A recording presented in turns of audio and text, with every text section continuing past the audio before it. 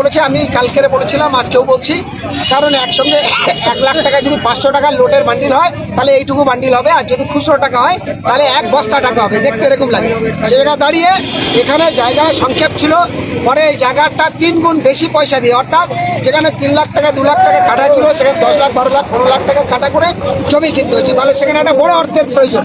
তারপরে মসজিদ করতে তিনি বলেছেন, হুমায়ুন কবির সাহেব বলেছেন 80 কোটি টাকা খরচ, আপনারা সবাই শুনেছেন। মেন গেটের একটা বড় খরচ, সব মিলিয়ে জমি কেনা আর এটা করা মিলে প্রায় 10-15 কোটি টাকা শুধু এখানে হাবজি খরচ লেগে গেছে। তারপরে টোটাল মিলে জমি কেনা আর মসজিদ বানানো শেষ পর্যন্ত প্রায় উনি বলছেন 80 কোটি। যা যা প্ল্যান আছে সেই প্ল্যান অনুযায়ী যদি করা যায় তাহলে 3 থেকে 400 কোটি টাকার প্রজেক্ট লাগবে। কারণ শুধু মসজিদ নয়, সেখানে একটা বিশাল মাপের ইউনিভার্সিটি হবে, সেখানে একটা বিশাল মাপের সেখানে কলেজ হবে, হসপিটাল তৈরি হবে, তার সঙ্গে মডেল স্কুল করতে চাইছে, হেলিপ্যাড করতে চাইছে, একটা আবাসিক হোটেল যারা বাইরে থেকে আসবে তাদের থাকার জন্য আবাসিক জায়গা চাইছে। তাহলে সব করতে গেলে অনেকগুলো টাকা দরকার। এই কারণে বলবো বাংলাভাষীকে, মুর্শিদাবাদের মানুষ পারবে, বাংলার মানুষ পারবে এই ভারতবর্ষের নতুন করে ইতিহাসকে তৈরি করে ভারতবর্ষের হিংসামুক্ত সুষ্ঠু সমাজ গড়ে এই সম্প্রীতির বার্তাটা পৌঁছে দেবে। তাহলে একদিকে যেমন তীর্থস্থান হবে, সবাই আনন্দের সঙ্গে আসবে উৎসবের মতো, পর্যটকের মতো, অপরদিকে বেশ একটা বড় সংখ্যা বেকার সমস্যার সমাধান হবে, বিভিন্ন কর্মস্থানের ব্যবস্থা এখান থেকে হবে, এটা বিশ্বাস করি। উত্তরপ্রদেশে পোস্টার পড়েছে, বলছে ওরা বানাক, আমরা গিয়ে দেখেন উত্তরপ্রদেশে তো গাছে বেঁধে ঝুলিয়েও ধর্ষণ করছে, আর পোস্টার নেই। উত্তরপ্রদেশে প্রকাশ্য জয় হিন্দ বলে মসজিদ ভাঙে খুন করে দিচ্ছে, বাড়ি থেকে ডেকে এনে ধর্ষণ করছে পুলিশ এবং উত্তরপ্রদেশ সরকার এবং ডবল ইঞ্জিন কেন্দ্র সরকার, তাদের কোনো মুভমেন্ট নেই। কিন্তু আজ মসজিদের জন্য তারা এটা করতেছে। ফলে তারা সারা জীবন হিংসা করেছে, ব্রিটিশের গোলামি করেছে, দালালি করেছে। আজও সেই দালালি হিসেবে মানুষকে বিভ্রান্ত করার জন্য এগুলো পোস্টার, এর কোনো মানে নেই, কোনো ভিত্তি নেই। এবং মুর্শিদাবাদ সারা বাংলার মানুষের বিরুদ্ধে রুখে দাঁড়াবে এবং আমার পরিবারকেও ফাঁসানো হচ্ছে। অলরেডিভাবে সেরকম একটা নিউজে দেখলাম আমি, অন্ততপক্ষে ভারতবর্ষে এরকম দেখলাম না। যারা মন্ত্রীরা জেল খাটলো, যার বাড়ি কোটি কোটি টাকা পাওয়া গেল, যারা কচি কচি বান্ধবী নিয়ে নাচতে দেখা গেল, তাদের বিরুদ্ধে এরকম হয়নি, তার ঘর বাড়ি শেষ হয়নি। কিন্তু উইদাউট পারমিশনে দেখলাম হুমায়ুন কবির সাহেবের মেয়ের বাড়িতে অ্যাটাক হয়েছেন এবং তার বাড়ির তদন্ত শুরু করছে। এই চক্রান্তের সঙ্গে যেমন তৃণমূল সরকার জড়িত, আমি মনে করি তেমন বিজেপি সরকার জড়িত। ফলে এই চক্রান্তকারীদের আগামী 26-এ বাংলার মানুষ যোগ্য জবাব দেবে, এটা আমি মনে করছি। আজকে কাজ শুরু হলো, তাহলে কি কাল থেকে দান যে মানুষ করছে সেই দানটা বেড়ে যাবে বলে মনে করেন? বেড়ে যাবে বলে মনে করছি। এবং আমি হোসেন গাজী একজন মানবাধিকার কর্মী হিসাবে বাংলার প্রত্যেকটা জাতি ধর্ম বর্ণ নির্বিশেষে সব শুভবুদ্ধি সম্পন্ন মানুষের কাছে অনুরোধ করব, বিভিন্ন রকম বিপদ থেকে মুক্ত পাওয়ার জন্য একটা তীর্থস্থানে মন ভরে দান করুন। দান করলে স্বভাব পাওয়া যায়। ভগবান আল্লাহ ঈশ্বর গড প্রভু যে যে ধর্মের কাছে বলি না কেন বলে, এই পৃথিবী যতগুলো প্রাণী আছে তোমরা মানুষ, তোমাকে সর্বশ্রেষ্ঠ বোধ করলাম, তোমাদের চোখ দিয়েছি, কান দিয়েছি, মুখ দিয়েছি, তোমরা তোমার বিবেককে সঠিক জায়গায় রেখে সঠিক জায়গায় দান করো, তাতে সমাজ ব্যবস্থার উন্নতি হবে। এই বাবরি মসজিদ হওয়া নিয়ে রাজ্য সরকার, আমাদের কেন্দ্র সরকার তো ছাড়া, রাজ্য সরকার বহুত রকম চেষ্টা করেছে বন্ধ করার জন্য, কিন্তু মমতা ব্যানার্জি নিজে দুর্গাঙ্গন থেকে মন্দির পরস্পর করে যাচ্ছে। দেখুন মমতা ব্যানার্জি বিভিন্ন মন্দির করেছে, প্যান্ডেলে টাকা দিয়েছে, পুজোর পোশাক বিতরণ করছে, তার কেন্দ্র করে খুন মার্ডার হয়েছে। আর প্রকৃত বেকার সমস্যা, রাস্তায়তে শিক্ষিত ছেলেমেয়েরা রাজপথে চড় দিয়েছে বসে চাকরি চাই চাকরি চাই। মাদ্রাসার বাচ্চাদের পথের প্রচলিত কুকুরদের খাবার দেয়, কিন্তু মিড ডে মিলের জন্য মাদ্রাসার ছাত্রদের খাবার দেওয়া হবে না। গরিব অসহায়দের খাবার দেওয়া হবে না, গরিব মানুষের চাকরি হবে না। লক্ষ্মী ভাড়ের 500 টাকা বাড়িয়েছে, কিন্তু কটা কলকারখানা তৈরি হয়েছে, যারা দিনমজুরি লেবার খেটে মানুষ তাদের অবস্থা কি হবে? শুধু ডিএ বাড়ালে হবে না, যারা রাজমিস্ত্রি, লেবার, মজদুরি, অটো চালক, রিক্সা চালক, ইউটিউবার, ছোটোখাটো এই মানুষ, তাদের জন্য কি করেছে মমতানি? তাদের ধোকা আর বোকা বলে চপ বেচো, ঘুগনি বেচো, ফুরলি বেচো। একটা মুখ্যমন্ত্রীর এইরকম ভাষা, এরকম ব্যবহার, এটাকে মেনে নেওয়া যায় না। তাই বাংলার মানুষের, ক্ষুধার্ত মানুষের খাবার চাই, বেকার সমস্যা সমাধানের জন্য বাংলার কাজ চাই। বাংলার অশিক্ষিত থেকে শিক্ষিত মডেলিং স্কুলে পড়ে পড়াশোনা উচ্চশিক্ষার শিক্ষিত হতে পারে, সেই উচ্চশিক্ষার ব্যবস্থা করতে হবে।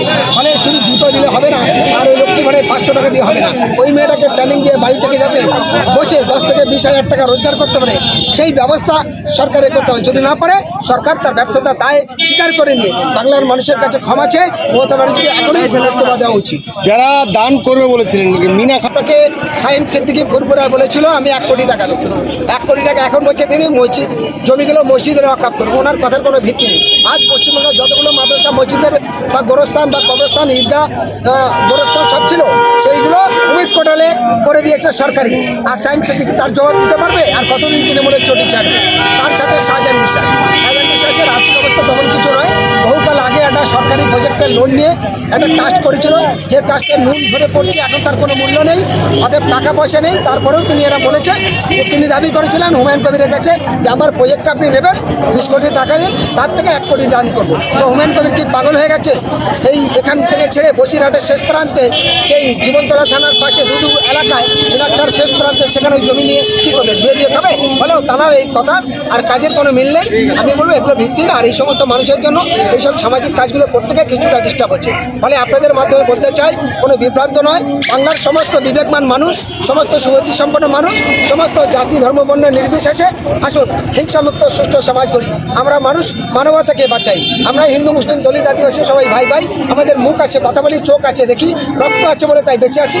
তাই রক্ত লাল সবার, এই কথা ভেবে দেশ আমার, জাত আমার, সমাজ আমার, এই দেশে আমি, আমার বাবা, পাঠ ঠাকুরদার 14 গোষ্ঠী সবাই আমরা এই দেশে জন্মেছি। এই দেশের সংবিধানকে বাঁচাতে, দেশের ঐক্য একতা মিলন তিথিকে বাঁচাতে বাবরি মসজিদটাও খুবই প্রয়োজন। এটা হলে দেখবেন RSS-এর মুখে ঝামা ঘষবে, বিজেপির মুখে ঝামা ঘষবে, তৃণমূলের চটিচাটাদের মুখে ঝামা ঘষবে, বাংলার হিন্দু মুসলমানের হাসি মনে ঘুরতে আসবে। তাহলে আপনি কি বলতে চাচ্ছেন যে শাহজাহান মল্লিক 1 কোটি টাকা দেবে না? শাহজাহান মল্লিককে দেওয়ার মতো সেই পরিস্থিতি নেই, তিনি এটা আবেগে বলে ফেলেছেন, তার জন্য ধন্যবাদ জানাই। কিন্তু দিতে পারছেন না, তার জন্য ওনাকে একবার সোশ্যাল মিডিয়াকে বলে দেওয়া উচিত যে আমার পক্ষে এটা দেওয়া সম্ভব নয়। নাহলে মানুষ ভাবছে এই টাকাটা হয়তো হুমায়ুন কবির দিয়েছে, তিনি বলছেন না। আরেকজন বলেছে এত টাকা দেবো, সে দেয়নি, আবার ভাবছে এটা হয়তো হুমায়ুন কবির নিজে আত্মসাৎ করছে বা কিছু, এরকম একটা ভুল ধারণা মানুষের মধ্যে আসবে। তাই যে সমস্ত মানুষগুলো ওয়াদা করে ওয়াদা খিলাপ করেছে, তাদের একবার সোশ্যাল মিডিয়ায় বলে দেওয়া উচিত ছিল যে আমরা ওয়াদা করেছিলাম, কোনো কারণবশত আমরা দিতে পারছি না, আমরা তার জন্য দুঃখিত। আমার মনে হয় তাদের এটা সোশ্যাল মিডিয়াকে বলা উচিত। শাহজাহান মল্লিক ছাড়াও আরও বহু মানুষ বলেছিল টাকা দেবেন, আমি জানি যারা বলেছিল, আমি তাদেরকে কম বেশি নাম জানি। মাত্র 5-6 জন বলেছিল, তারা আবেগে বলেছিল। আবার কেউ কেউ তৃণমূল বা বিজেপির প্ল্যান মাফিক এসে সেজে এসে বলে বদনাম করার চেষ্টা করেছে।